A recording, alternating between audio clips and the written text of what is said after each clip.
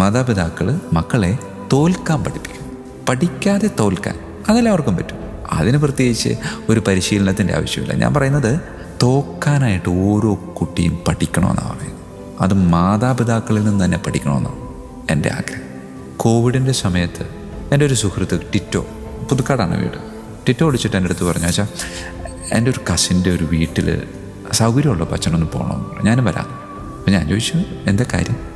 വേറൊന്നുമില്ല വെച്ചാൽ അവൾക്ക് 2 മക്കളാണ്. ഒരു മകള് ആത്മഹത്യ ചെയ്തു. ഞാൻ ചോദിച്ചു എന്താ പറ്റിയെന്ന് ചോദിച്ചു. അപ്പോൾ ആ സഹോദരനോട് പങ്കുവച്ചൊരു കാര്യം എങ്ങനെയാണ്, വളരെ നല്ല സമർത്ഥയായൊരു പെൺകുട്ടിയായിരുന്നു. 1 മുതൽ 12ാം ക്ലാസ് വരെ എല്ലാ ക്ലാസ്സിലും എല്ലാവരേക്കാളും ഉയർന്ന മാർക്ക് വാങ്ങി വിജയിച്ചവൾ. കോവിഡിൻ്റെ സമയത്ത് വെറുതെ വീട്ടിലിരുന്ന സമയം കളയണ്ടല്ലോ എന്ന് വിചാരിച്ചു ഒരു ഡിപ്ലോമ കോഴ്സിന് എന്തോ ചേർന്നു. കോഴ്സ് തുടങ്ങി 1 മാസം കഴിഞ്ഞിട്ടാണ് അവൾ ചേർന്നത്. അതുകൊണ്ട് തന്നെ ആദ്യത്തെ പരീക്ഷയ്ക്ക് 1 മാസമോ 1.5 മാസമോ കഴിഞ്ഞപ്പോൾ ഒരു പരീക്ഷ നടത്തിയപ്പോൾ അതിൽ അവൾക്ക് മറ്റുള്ളവരുടെ അത്ര മാർക്ക് സ്കോർ ചെയ്യാൻ പറ്റിയില്ല.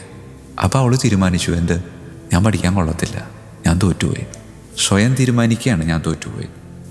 അവൾ 1 മുഴം കയറിൽ ഒരു ഫാനിൽ ജീവിതം അവസാനിപ്പിക്കുക. ഇത്രയുള്ളവരെ അവിടെ തോറ്റുപോയത് ശരിക്കും അവളല്ലല്ലോ, അവരുടെ മാതാപിതാക്കളെ. പലപ്പോഴും മാതാപിതാക്കൾ മക്കളെ തോക്കാൻ പഠിപ്പിക്കാറില്ല. എങ്ങനെയാണ് അവരെ തോക്കാൻ പഠിപ്പിക്കുക? വിചിത്രമായൊരു കാര്യമാണ് ഞാൻ പറയുന്നത്, നിങ്ങൾക്ക് ചിലപ്പോൾ തോന്നിപ്പോയേക്കാം. പക്ഷെ വിചിത്രമായ ഒരു കാര്യമല്ല. മക്കളെ മാതാപിതാക്കൾ തോൽക്കാൻ പഠിപ്പിക്കണം. അതെങ്ങനെ പഠിപ്പിക്കണമെന്ന് ചോദിച്ചാൽ മക്കൾക്ക് ഒരുപാട് കഴിവുകളുണ്ടാവും. മക്കളെ ഏറ്റവും കൂടുതൽ അടുത്തറിയാവുന്ന ഒരു വ്യക്തിത്വം എന്ന് പറയുന്നത് അത് അപ്പനും അമ്മയാണ്. അപ്പോൾ അവരുടെ കഴിവുകൾ നമുക്കറിയാം. നന്നായി പാടാൻ കഴിയുന്ന കുട്ടിയെ ഓട്ട മത്സരത്തിൽ പങ്കെടുപ്പിക്കണം. അപ്പോൾ അവർ തോറ്റുപോകുമ്പോൾ തോൽവിയുടെ വേദന അവർ തിരിച്ചറിയും. അവളെ ഒരിക്കലും നമ്മൾ തോൽപ്പിക്കുകയല്ല, അല്ലെങ്കിൽ അവനെ നമ്മൾ ഒരിക്കലും തോൽപ്പിക്കുകയല്ല, മറിച്ച് ഒരു മത്സരത്തിൽ അവൻ തോറ്റുപോകുമെന്ന് ഉറപ്പായ ഒരു മത്സരത്തിൽ അവനെ പങ്കെടുപ്പിക്കുക. അപ്പോൾ അവിടെ അവൻ തോൽവിയിൽ നിന്നുണ്ടാകുന്ന വേദന അവൻ തിരിച്ചറിയുക. പാടാൻ കഴിവുള്ള അവനെ പാട്ട് മത്സരത്തിൽ ചേർക്കാതെ പാട്ട് മത്സരത്തിൽ ചേർക്കണം, ഒപ്പം ഓട്ട മത്സരത്തിലും കൂടെ ചേർക്കണം. അപ്പോൾ ഓട്ടത്തിൽ അവൻ തോറ്റുപോകും, പാട്ടിൽ അവൻ ജയിക്കും. ഓട്ടത്തിൽ തോറ്റുപോകുമ്പോൾ തോൽവിയുടെ വേദന അവൻ തിരിച്ചറിയും.